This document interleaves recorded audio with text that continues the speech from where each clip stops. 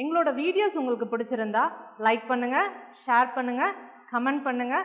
மறந்துடாமல் சப்ஸ்கிரைப் பண்ணிவிட்டு கூடவே இருக்க பெல் ஐக்கானை கிளிக் பண்ணிவிடுங்க. ஸோ தட் எங்களோட வீடியோஸ் உங்களுக்கு மிஸ் ஆகாமல் வந்துகிட்டே இருக்கும். ஸோ இப்போ நம்ம சம்மரியில் என்ன பார்க்க போகிறோம் அப்படின்னா, இந்த எஸ்ஸேல அவர் என்ன சொல்ல நினைக்கிறாரு அப்படிங்கிறத பார்க்க போகிறோம். என்ன டாபிக் அப்படின்னு பார்த்தீங்கன்னா, த ப்ளஷர்ஸ் ஆஃப் இக்னரன்ஸ் அப்படின்னு சொல்கிறாங்க. ப்ளஷர்ஸ் ஆஃப் இக்னரன்ஸ் அப்படின்னா என்ன அர்த்தம் அப்படின்னு பார்த்தீங்கன்னா, இக்னரன்ஸ்னால் நம்மளுக்கு தெரியும், அறியாமை. நம்மளுக்கு ஒரு விஷயம் தெரியாமல் இருக்கிறது இல்லைங்களா, அதுதானே நம்ம இக்னரன்ஸ்ன்னு சொல்கிறோம். ஸோ அதில் கிடைக்கக்கூடிய ப்ளஷர்ஸ் என்ன அப்படின்னு சொல்லி கேட்குறாங்க. ப்ளஷர்ஸ் ஆஃப் இக்னரன்ஸில் என்ன சொல்கிறாரு அப்படின்னா, இந்த உலகத்தில் எல்லாருக்கும் எல்லா விஷயங்களும் தெரிஞ்சிருக்கணுன்ற அவசியம் இல்லை. நிறையா பேருக்கு நிறையா விஷயங்கள் தெரியாமல் இருக்கும். அதனால் எனக்கு அது தெரியல, எனக்கு இது தெரியல, எனக்கு ஒன்றுமே தெரியல, எனக்கு அறிவே இல்லை அப்படிங்கிற மாதிரி நம்ம என்ன பண்ணக்கூடாது அப்படின்னா, ஓவர் ரியாக்ட் பண்ணாமல் அதுலேயும் சம் ப்ளஷர்ஸ் இருக்குது அப்படிங்கிறத நம்ம ஃபீல் பண்ணணும் அப்படிங்கிறது தான் இவருடைய இந்த தாட்டாக இருக்குது. ஸோ இந்த topic the pleasures of ignorance அப்படிங்கிறது இக்னரன்ஸில் இருக்கக்கூடிய ப்ளஷர்ஸ் என்ன அப்படிங்கிறத அவர் சொல்கிறாரு. ஆனால் அப்படி நம்ம இக்னரன்ஸாக இருக்கிறதுங்கிறது எந்த மாதிரியே சொல்லுது அப்படின்னு சொல்கிறாங்க. இக்னரன்ஸ்னால் நாட் அன் இடியட், ஓகேங்களா. ஸோ இக்னரன்ஸுங்கிறது ஒரு சில விஷயங்களை பற்றின நாலேஜ் நம்மளுக்கு இல்லாமல் இருக்கிறது, அறியாமை, முட்டாள்தனம் இல்லை, புரியுதுங்களா. முட்டாள்களை பற்றி இங்கே அவங்க பேசலை. அதை ஒன்றுமே தெரியாமல் இருக்காங்க, இவங்க மென்டலி டிசபிள் அப்படின்ற மாதிரி இங்கே சொல்லலை. இங்கே ஒரு சிலருக்கு ஒரு சில விஷயங்கள் மட்டும் தெரியாமல் இருக்குது. ஆனால் மோஸ்ட் ஆஃப் த விஷயங்கள் அவங்களுக்கு தெரியுது, அவங்களால நிறைய ஒர்க்ஸ் பண்ண முடியுது. இருந்தாலுமே ஒரு சில விஷயங்கள் எனக்கு தெரியல அப்படிங்கிறதுனால நம்மளுக்கு மொத்தமாக எதுவுமே தெரியல அப்படிங்கிற மாதிரி நம்ம ஃபீல் பண்ணக்கூடாது. நம்ம என்ன பண்ணலாம், அதுலேயும் சம் ப்ளஷர்ஸ் இருக்குது அப்படிங்கிறத நம்ம தெரிஞ்சுக்கலாம் அப்படின்னு சொல்கிறாங்க. இப்போ ஒரு எக்ஸாம்பிள் பாருங்களேன். ஒரு ஆஃபீஸ் அக்கௌண்டண்ட்டுக்கு மெடிக்கல் பற்றின விஷயங்கள் தெரியல, ஒரு சர்ஜரி பற்றின விஷயங்கள் தெரியல அப்படின்னு வச்சுக்கோங்க. சர்ஜரி எப்படி பண்ணுறது, என்ன இருக்கும் அப்படிங்கிறதெல்லாம் யாருக்கு தெரியும், டாக்டருக்கு தான் தெரியும். ஒரு ஆஃபீஸில் அக்கௌண்டண்ட்டாக இருக்கக்கூடிய அவருக்கு அக்கௌண்ட்ஸ் பற்றி தான் தெரியும். ஸோ இந்த அக்கௌண்டண்ட்டாக இருக்கக்கூடிய இவர் மெடிக்கலில் ஒரு டாக்டராக இருக்கிறதுக்கு தெரிஞ்ச விஷயங்கள்லாம் எனக்கு தெரியலையே அப்படின்னு வருத்தப்பட்டா அது சரியா, சரியில்லை. அதில் சம் ப்ளஷர்ஸ் இருக்குது. என்ன இருக்குது, இப்போ டாக்டராக இருக்கவங்க அப்படின்னா அந்த மனித உடலை அப்படியே அலசி ஆராய்ஞ்சிடுவாங்க. அதில் அவங்களுக்கு எந்த ஒரு அருவருப்பு இல்லை எந்த ஒரு தயக்கமுமே இருக்காது. ஆனால் ஒரு அக்கௌண்டண்ட்டுக்கு அந்த மாதிரியான நாலேஜ் இல்லை. அதனால் இப்போ அவரை கூட்டிகிட்டு போய் அவர் போஸ்ட்மார்ட்டம் பண்ணுங்க அப்படின்னா அவரால் செய்ய முடியுங்களா அப்படின்னா முடியாது. ஸோ அதில் இருக்கக்கூடிய இரிட்டேஷன்ஸாக இருக்கட்டும், அந்த ஒரு அருவருப்பாக இருக்கட்டும், அதெல்லாம் இப்போ அவருக்கு கிடைக்கிறது இல்லை இல்லைங்களா. அவர் அக்கௌண்ட்ஸை மட்டும் செஞ்சுக்கிறாரு. அவருக்கு மெடிக்கலை பற்றின விஷயங்கள் தெரியல அப்படிங்கிறதுல ஒரு இக்னரன்ஸ் இருந்தாலும் அதிலிருந்து இவரோட குவாலிட்டிஸ்க்கு தேவையான அளவு என்ன கிடைக்குதுங்க, ப்ளஷர்ஸ் கிடைச்சிருக்கு அப்படிங்கிறது தான் இங்கே சொல்கிறாங்க, புரியுதுங்களா. ஸோ இந்த இக்னரன்ஸில் இவர் என்ன சொல்கிறாரு அப்படின்னா, எல்லாருக்கும் எல்லா விஷயங்களும் 100% தெரியணுங்கிறது இல்லை, தெரியாமல் நம்ம இருக்கிறதுனால நம்மளுக்கும் ப்ளஷர்ஸ் கிடைக்கும் அப்படின்னு சொல்கிறாங்க. அதுதான் த ப்ளஷர்ஸ் ஆஃப் இக்னரன்ஸ். இக்னரன்ஸில் இருக்கக்கூடிய ப்ளஷர்ஸ் என்னென்ன அப்படிங்கிறத சொல்கிறாங்க.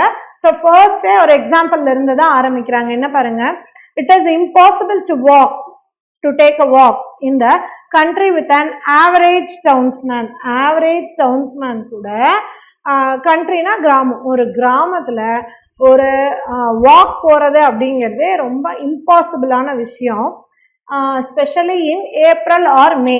ஸோ இந்த ஏப்ரல் மே டைம் தான் நம்மளுக்கு என்னவாக இருக்குங்க, ஸ்ப்ரிங் டைமாக இருக்கும் இல்லைங்களா. ஏப்ரல் மே தான் நம்மளுக்கு எப்படி இருக்கும், ஸ்ப்ரிங் டைமாக இருக்கும். ஸோ இந்த மாதிரியான டைமில் ஒரு டவுன்ஸ்மேன், ஆர்டினரி டவுன்ஸ்மேனை, அவனுக்கு டவுன்ஸ்மேன் அப்படின்னா என்ன அர்த்தங்க, அவனுக்கு ஃபுல் அண்ட் ஃபுல் 100% இந்த கண்ட்ரி யார்டு கிராமத்தை பற்றின விஷயங்கள் அவனுக்கு தெரில. அவன் டவுனில் இருக்கக்கூடிய ஒரு டவுன் பீப்புள், அவனை கூட்டிகிட்டு ஏப்ரல் மேல அவன் கூட ஜாலியாக ஒரு வாக் போகலாம் அப்படின்னு பார்த்தா அவன் என்ன பண்ணுறான் அப்படின்னா, புதுசாக பூத்திருக்க பூவு, புதுசாக விளைஞ்சிருக்கிற நெல் எல்லாத்தையும் பார்த்து ஆச்சரியப்படுறான். அடடா இது என்ன இப்படி இருக்குது, அடடா இது என்ன இப்படி இருக்குது, இந்த ஃப்ளார் எப்படி பூத்துருக்கு, இந்த ஃப்ளார் பார்க்க அழகாக இருக்குடா, இந்த மாதிரி பார்த்ததே இல்லையே, நெல்லெல்லாம் எப்படி விளையுது, எப்படி முத்தி போயிருக்கு அப்படிங்கிறதெல்லாம் என்ன பண்ணுறாங்க, பார்த்து ரொம்ப ஆச்சரியப்படுறாங்க. ஸோ அப்போ அவங்களுக்கு என்ன கிடைக்குது அப்படின்னா, ஒரு ப்ளஷர் கிடைக்குது, ஒரு சந்தோஷம் கிடைக்குது இல்லைங்களா? ஆனால் ஆக்சுவலாக அவனுக்கு எதை பற்றின இக்னோரன்ஸ் இருக்குது? ஃபார்மிங் பற்றியும் ஒரு கண்ட்ரியை பற்றினமான இக்னரன்ஸ் அவன்கிட்ட இருக்குது. அவனுக்கு கிராமத்தை பற்றி எதுவும் தெரில, ஃபார்மிங் பற்றி எதுவும் தெரியலை. ஆனால் அந்த இக்னரன்ஸ் இருந்தால் கூட அவனுக்கு அட் ப்ரெசன்ட் என்ன கிடைக்குதுங்க? ப்ளஷர் கிடைக்குது அப்படின்னு சொல்லி சொல்கிறாங்க. அதுதான் இங்கே சொல்கிறாங்க, it is impossible to take a walk in the country with an average townsman, especially in April or May. ஏன் இது வந்து ரொம்ப ஹார்டு, ஏன் இதை இம்பாசிபிள்னு சொல்கிறாங்கன்னா, முடியல. அவன் பார்க்கறது எல்லாம் அப்படியே ஆச்சரியமாக பார்க்குறான். அவன் ஒவ்வொன்றா புதுசாக பார்க்கும்போது ரொம்ப ஆச்சரியமாக பார்க்குறான். ஆனால் அதே விஷயங்கள் அங்கே இருக்கக்கூடிய ஒரு கண்ட்ரி மேனு, ஒரு ஃபார்மர், இவங்களுக்கு எப்படி இருக்குங்க? ரொம்ப கேஷுவலாக இருக்கும், ரொம்ப கேஷுவலாக இருக்கும். என்ன இதுக்கெல்லாம் போய் இவ்வளோ ஆச்சரியப்படுறீங்க, இது ஒவ்வொரு வருஷமும் வர்றது தானே, இதை எப்பயும் நம்ம பார்த்துட்ருக்கோம் தானே அப்படிங்கிற மாதிரி அவங்களுக்கு அது நார்மலாக இருந்தாலுமே நம்மளோட ஆவரேஜ் டவுன்ஸ்மேனுக்கு எப்படி இருக்குங்க? ரொம்ப ஸ்பெஷலாக இருக்கும். ஸோ இது வந்து எப்படி இருக்குது? இம்பாசிபிளாக இருக்குது அப்படின்னு சொல்லி, ரொம்ப கஷ்டமாக இருக்குது அப்படிங்கிற மாதிரி சொல்கிறாங்க. thousands of men and women live and die. இந்த பூமியில் thousands of men and women ஒவ்வொரு நாளும் பிறக்கிறாங்க, இறக்குறாங்க. ஆனால் எல்லாருக்குமே எல்லாமே தெரிஞ்சிருக்கா? இல்லை. வித்தவுட் நோயிங் டிஃப்ரென்ஸ் பிட்வீன், அப்படி பிறந்து இறக்குறவங்க எப்படி இருக்காங்கன்னு பாருங்க. Without knowing difference between beech and elm, thrush and black bird அப்படின்னு சொல்லி சொல்கிறாங்க. இந்த பூமியில் ஆயிரக்கணக்கான மக்கள் பிறக்கிறாங்க, இறக்குறாங்க, வாழ்ந்துட்டு இருக்காங்க, டீனேஜாக இருக்காங்க, மிடில் ஏஜாக இருக்காங்க, ஓல்ட் ஏஜஸாக இருக்காங்க, இறந்து போகிறாங்க, சின்ன பிள்ளைங்களா கூட இருக்காங்க. ஆனால் இவங்க எல்லாரையும் நம்ம அனலைஸ் பண்ணி பார்த்தோம்னா நிறையா பேருக்கு என்ன தெரியல அப்படின்னா, எப்படி இருக்காங்க அப்படின்னா, ஈவன் பீச் அண்டு எல்ம், அந்த கண்ட்ரி சைடு ரொம்ப அதிகமாக காணப்படக்கூடிய அந்த பீச் மரத்துக்கும் எல் மரத்துக்குமான வித்தியாசமே தெரியாமலாம் இருக்காங்க. ஈவன் த்ரஷ்ஷுக்கும் சிங்கிங் பேர்டுக்குமான, பிளாக் பேர்டுக்குமான வித்தியாசம் கூட தெரியாமல் இருக்காங்க. இதெல்லாம் அந்த நாட்டினுடைய பறவைகள், சரிங்களா? ஸோ இந்த பீச்சு எல்முங்கிறது கண்ட்ரி சைடு இருக்கக்கூடியதை சொல்கிறாங்க. தென் வந்து த்ரஷ் அந்த பிளாக் பேர்டு அப்படிங்கிறது அந்த சீசனில் வரக்கூடிய பேர்டாக சொல்கிறாங்க. ஸோ இதுக்கெல்லாம் கூட என்ன தெரியாமல் இருக்காங்க? வித்தியாசம் தெரியாமல், மீனிங் தெரியாமல் நிறைய பேர் இருக்காங்க. ஆனால் அவங்க எல்லாருமே ஒவ்வொரு நாளும் ஹாப்பியாக வாழ்கிறாங்க, இறந்தும் கூட போகிறாங்க. ஆனால் எல்லாருமே பிறக்கக்கூடிய thousands of men and womenமே அப்படி இல்லை. அதில் ஒரு சிலர் இருக்காங்க, அவங்கள நம்ம என்ன சொல்கிறோம் அப்படின்னா எக்ஸப்ஷன் கேஸ் அப்படின்னு சொல்லி சொல்கிறோம். ஏன்? அப்போ எல்லாருக்குமே எதுவுமே தெரியல அப்படின்னா எல்லாருமே முட்டாளாயிடுவாங்க இல்லைங்களா? ஸோ அதனால் இங்கே என்ன சொல்கிறாங்க? எக்ஸப்ஷன் கேஸஸும் இருக்குது. இதை பற்றி தெரிஞ்சவங்க, பீச்சுக்கும் எல்முக்கும் த்ரஷ்ஷுக்கும் பிளாக் பேர்டுக்கும் வித்தியாசம் தெரிஞ்ச பீப்புளும் இருக்காங்க. அவங்கள நம்ம என்ன சொல்கிறோம் அப்படின்னா எக்ஸப்ஷன் கேஸ் அப்படின்னு சொல்லி சொல்கிறோம். It is simply that we have not noticed them. இதை ஈஸியாக சொல்லிடலாம். ஏன் உங்களுக்கு தெரியல அப்படின்னு கேட்டால் நம்ம அது கரெக்டாக ஒரு ரீசன் சொல்லிடலாம். என்ன சொல்லிடலாம்? சாரிங்க, நான் அதை கவனிக்கல அப்படின்னு சொல்லி நம்ம சொல்லிட்டு போகலாம். could not tell whether or not chaffinch sings or the color of the cuckoo sings. இங்கே இவங்க நோட்டீஸ் பண்ணாதனால இவங்க என்ன பண்ணுறாங்க அப்படின்னா, ஒரு பறவையோட பாட்டு சத்தம் கேட்குது அப்படின்னா அது சாஃபிசின்ச்சு தான் இல்லை குக்கு தான் கூட அவங்களுக்கு தெரியாமல் இருக்கலாம். இது மேபி சாஃபிசின்ச்சாக இருக்கலாம், இல்லை குக்குவாக இருக்கலாம் அப்படின்னு கூட அவங்க சொல்லுவாங்க. அது கூட அவங்களுக்கு தெரியாமல் அறியாமையாக இருக்கலாம். ஈவன் அது எங்கே இருக்கான்? சிங்ஸ், ஃப்ளைஸ் ஆர் இந்த பிரான்ச்சஸ் ஆஃப் ட்ரீ. ஒரு பேர்டு டெய்லியும் நம்ம பார்க்குற இந்த குயிலாகவே இருந்தால் கூட, குயில் மரத்தில் உட்கார்ந்துட்டு இருக்கும்போது பாடுமா இல்லை பறந்துட்டு இருக்கும்போது பாடுமா அப்படின்னு கூட நம்மளுக்கு தெரியாது. ஸோ இக்னரன்ஸ் அப்படிங்கிறது எல்லா இடத்துலையும் தெரியும். ஸோ இப்போ சாஃபிசின்ச்சுக்கும் குக்குக்கும் வித்தியாசம் தெரியாமல் இருக்காங்க. ஈவன் வித்தியாசமே தெரிஞ்சால் கூட இப்போ குக்கு தான் பாடுது அப்படின்னு வச்சுக்கலாம்.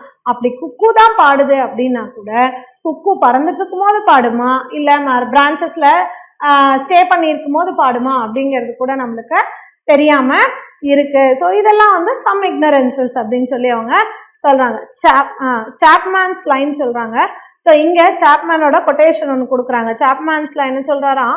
when in the oak's green arms the cuckoo sings and first delights men in the lovely springs.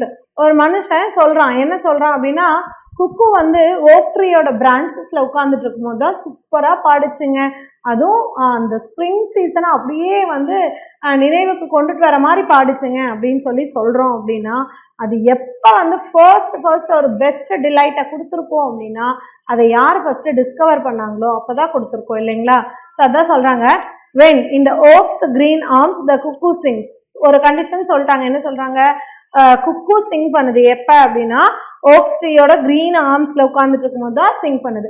அப்போ க்ரீன் ஆர்ம்ஸ் அப்படின்னாவே நம்மளுக்கு தெரியும் அது எந்த சீசனை சொல்லுது அப்படின்னு பார்த்தீங்கன்னா ஸ்ப்ரிங் சீசனை தான் சொல்லுது. அந்த ஸ்ப்ரிங்கை தான் இங்கே என்ன சொல்கிறாங்க அப்படின்னா லவ்லி ஸ்ப்ரிங் அப்படின்னு சொல்கிறாங்க. இது ஃபர்ஸ்ட் டிலைட்டை எப்போ கொடுத்துருக்கோம் அப்படின்னா மென் இந்த லவ்லி ஸ்ப்ரிங்ஸ், ஒரு லவ்லி ஸ்ப்ரிங்கில் who discovered that situation இல்லைங்களா? ஸோ அந்த சுச்சுவேஷனை ஃபஸ்ட்டு டிஸ்கவர் பண்ணி இதை யார் கண்டுபிடிச்சாங்களோ அவங்களுக்கு ஒரு பெரிய ஒரு டிலைட்டாக அது கொடுத்துருக்கோம் அப்படின்னு சொல்லி சொல்கிறாங்க. ஸோ இந்த சாப்மேன்ஸோட லைன்லேருந்து இவர் என்ன சொல்கிறாரு அப்படின்னு பார்த்தீங்கன்னா out of it we get the constant pleasure of discovery.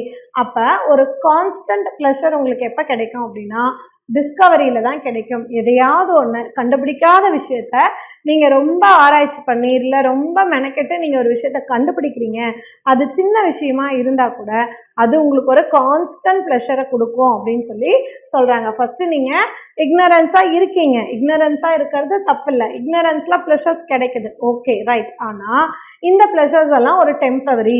உங்களுக்கு கான்ஸ்டன்ட் ப்ளஷர் எப்போ கிடைக்கும் அப்படின்னு பார்த்தீங்கன்னா நீங்கள் எதையாவது டிஸ்கவர் பண்ணீங்க அப்படின்னா உங்களுக்கு ஒரு கான்ஸ்டன்ட் ப்ளஷர் கிடைக்கும் அப்படின்னு சொல்லி சொல்கிறாங்க. We are all the more delighted at the spectacle of its runaway flight as it hurries from wood to wood, conscious of its crime. So இந்த குக்கு பேர்டு சிங் பண்ணது இல்லையா, அதே தான் இங்கே வச்சுருக்காங்க. என்ன சொல்கிறாங்க அப்படின்னா இந்த குக்கு பேர்டு அதோட ரன்வேல என்ன பண்ணுதான் ஒரு உட்டு டு ஒரு ட்ரீ டு இன்னொரு ட்ரீக்கு தாவி தாவி தாவி என்ன பண்ணுதான் அழகாக போய் உட்காந்து பாடுது. ஆனால் அது என்னதான் தாவி தாவி போனாலும் அதனுடைய அந்த சாங்கில் அது எப்படி இருக்குது அப்படின்னா ரொம்ப கரெக்டாக இருக்குது, ரொம்ப கான்ஸ்டண்ட்டாக, ரொம்ப மைன்யூட்டாக இருக்குது அப்படின்னு சொல்லி சொல்கிறாங்க. அந்த கான்ஷியஸ் ஆஃப் இட்ஸ் க்ரைம். இது ஒரே மரத்தில் ஒரே இதில் தான் உட்காந்து பாடுவேன்னு அது சொல்லலை. உட்டுக்கு உட்டு அது ட்ரான்ஸ்ஃபர் ஆனால் கூட அதனுடைய அந்த ஒர்க்கில் அது எப்படி இருக்குங்க கான்ஷியஸாக இருக்குது. ஸோ அதனால தான் நம்மளுக்கு என்ன கிடைக்குது, மோர் டிலைட் கிடைக்குது. அதை வந்து நம்ம பார்க்கும்போது நம்மளுக்கு இன்னும் ரொம்ப சந்தோஷத்தை கொடுக்குது அப்படின்னு சொல்லி சொல்கிறாங்க. The naturalist does not also find a pleasure in observing the life of birds. இந்த நேச்சுரலிஸ்ட் வந்து என்ன பண்ணுறாங்க அப்படின்னா நிறைய பறவைகள் பார்க்குறாங்க, மரங்கள் பார்க்குறாங்க. ஆனால் அதுலலாம் அவங்களுக்கு ப்ளஷர் வந்து கான்ஸ்டன்ட் ப்ளஷர் வந்து அவங்களுக்கு என்ன பண்ணுறதில்ல, கிடைக்கிறதில்ல. ஏன் அப்படின்னா they only observe the life of a birds இல்லைங்களா? ஸோ ஒன்லி அப்சர்வ் தான் பண்ணுறாங்க, அவங்க எதையுமே என்ன பண்ணுறதில்ல, டிஸ்கவர் பண்ணுறதே இல்லை. A steady pleasure depends upon his ignorance, leaves him new world of this kind of conquer அப்படின்னு சொல்லி சொல்கிறாங்க. ஸோ ஒவ்வொருத்தருக்குமான ஒரு ஸ்டடி ப்ளஷர், ஒரு கான்ஸ்டன்ட் ப்ளஷர் அப்படிங்கிறது எப்போ கிடைக்குமா, அவங்க எந்த விஷயத்தில் இக்னோரன்ஸாக இருக்காங்க அப்படிங்கிறத பொறுத்து தான் அவங்களுடைய ப்ளஷர் கிடைக்கும். நம்ம முன்ன சொன்ன டாக்டர், அக்கௌண்டன்ட் இதே வச்சுக்கலாமே. டாக்டருக்கு மெடிக்கல் பற்றின எந்த விஷயங்களும் தெரியாது, அது ஒரு இக்னரன்ஸ்னு வச்சுக்கலாம். ஆனால் ஒரு கோல்டுக்கு இந்த மாதிரியான ஒரு ட்ரீட்மெண்ட் பண்ணுங்க, நீங்கள் வந்து சீக்கிரமாக ரெக்கவர் ஆயிடுவீங்க அப்படின்னு சொல்லி ஒரு விஷயத்தில் சொல்கிறாங்க. அதை அவர் கற்றுக்கிட்டு அவர் ப்ராக்டிஸ் பண்ணுறாரு. ஸோ பண்ணும்போது அவருக்கு என்ன தெரியுது அப்படின்னா ஒரு நல்ல ரிசல்ட் கிடைக்குது. அப்போ அவருக்கு எப்படி என்ன இருக்குமா, ஒரு ஸ்டடி ப்ளஷர் கிடைக்குமா. அவருக்கு தெரியாத விஷயந்தான், அதை அவங்க புதுசாக கற்றுக்கும் போது அவங்களுக்கு ஒரு ஸ்டடி ப்ளஷர் கிடைக்கும். இந்த ஸ்டடி ப்ளஷரு ஒரு டாக்டரு ஒரு கோல்டுக்கான ட்ரீட்மெண்ட் கொடுக்கும்போது கிடைக்குமா அப்படின்னா கிடைக்காது. ஏன் அப்படின்னு பார்த்தீங்கன்னா டாக்டருக்கு ரொம்ப நல்லா தெரிஞ்சதே இந்த மெத்தடாலஜி அண்ட் ட்ரீட்மெண்ட் தான் இல்லைங்களா? ஸோ அவருக்கு இதை பற்றின இக்னரன்ஸே இல்லை. அப்போ அவருக்கு அது ஒரு ப்ளஷரை கொடுக்குமானா கொடுக்காது. அதே டாக்டருக்கு ஒரு டீச்சிங்கில் வந்து இன்ட்ரெஸ்ட் இருக்குது, அவர் வந்து ஒரு கிளாஸ் வந்து டீச் பண்ணுறாரு, அதன் மூலிமா வந்து நிறைய பேர் வந்து அவரை வந்து அப்சர்வ் பண்ணுறாங்க அப்படின்னு வச்சுக்கலாம். அப்போ அவருக்கு எதில் இக்னரன்ஸ் இருக்குது, டீச்சிங்கில் இக்னரன்ஸ் இருக்குது, அதை புதுசாக ட்ரை பண்ணுறாங்க. அப்போ அதில் கிடைக்கிற ப்ளஷர் அப்படிங்கிறது ஸ்டடியாக இருக்கும். So these ignorance depends upon one self இல்லைங்களா. ஸோ ஒருத்தருக்கு என்ன தெரியல அப்படிங்கிறது அவங்களுக்கு தான் தெரியும். அதை பொறுத்து தான் அவங்களுடைய அந்த ப்ளஷர் அப்படிங்கிறது மாறுபடும். ஆனால் ப்ளஷர் அப்படிங்கிறது கான்ஸ்டன்ட் ப்ளஷர் அப்படிங்கிறது எப்போ கிடைக்கும் அப்படின்னா, நீங்கள் உங்களுக்கு தெரியாத விஷயங்களை நீங்கள் கண்டுபிடிச்சிங்கன்னா உங்களுக்கு கான்ஸ்டன்ட் ப்ளஷர் கிடைக்கும் அப்படின்னு சொல்கிறாங்க. லீவ்ஸ் ஹிம் நியூ வேர்ல்டு அப்படி நீங்கள் டிஸ்கவர் பண்ணி ஒரு ப்ளஷர் உங்களுக்கு கிடைக்கும் போது உங்களை அது ஒரு புது உலகத்துக்கே கொண்டு போயிடும். உங்களோட திங்கிங்கை வந்து ஒரு நியூ வேர்ல்டுக்கே அது வந்து கொண்டு போயிடும். ஸோ உங்களை நீங்களே வந்து கான்கயர் பண்ணுவீங்க அப்படின்னு சொல்கிறாங்க. ஸோ இதெல்லாம் நம்ம த ப்ளஷர்ஸ் ஆஃப் இக்னரன்ஸில் பார்க்குறோம். இன்னும் சம் பாயிண்ட்ஸ் இருக்கு, பார்க்கலாம்.